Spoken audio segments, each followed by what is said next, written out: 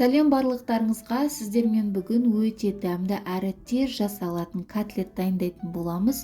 Бауыр котлеті өте пайдалы котлет. Міндетті түрде таңғы асқа жасауды ұмытпаңыздар. Олай болса, видеоны соңына дейін асықпай қараңыздар.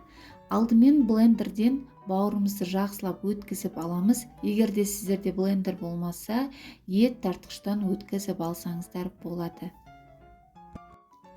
Міне біздің бауырымыз дайын. Енді сәбіз және пиязымызды, 2-3 дана чесногымызды да жақсылап өткізіп аламыз.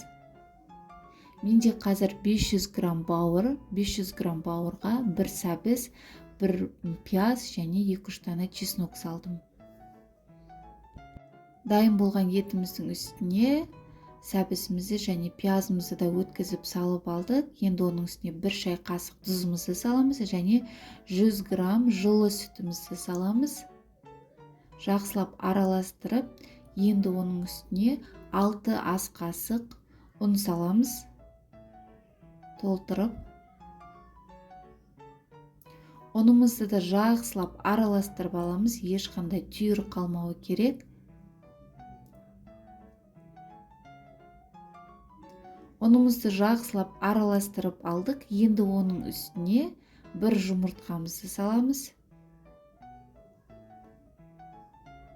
Менде қазір жұмыртқам үлкенде жұмыртқа, сондықтан 1 жұмыртқа ғана салдым. Егер жұмыртқаларыңыз кішкентай болса, 2 дана салсаңыздар болады.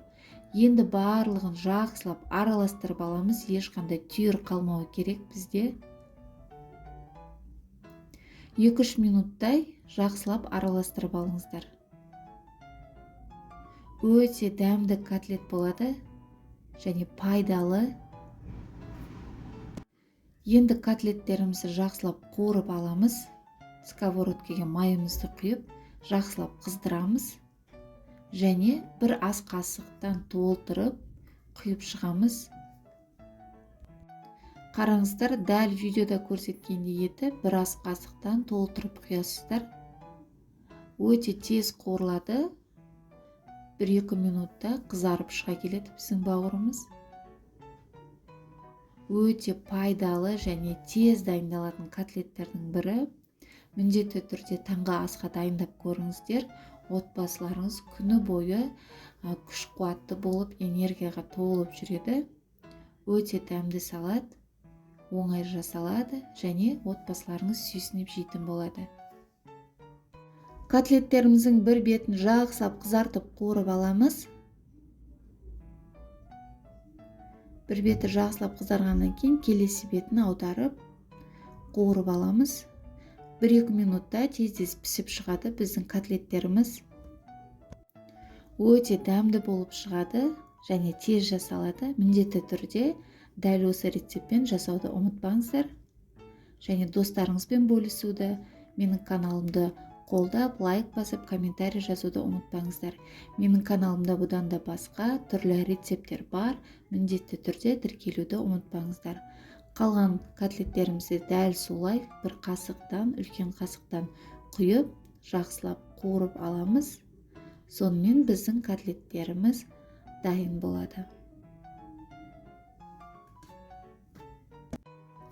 Міне біздің котлеттеріміз дайын, өте әдемі болып шықты. Дәл осылай ыдысқа салып безеп алсаңыздар болады.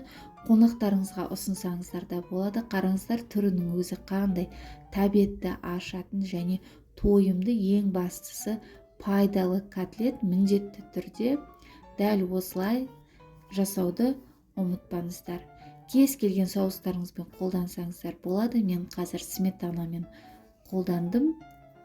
Кез келген қызанақпен немесе өздеріңіз ұнататын соустармен қосып жесеңіздер болады. Өте дәмді котлет болды. Барлықтарыңызға ас болсын.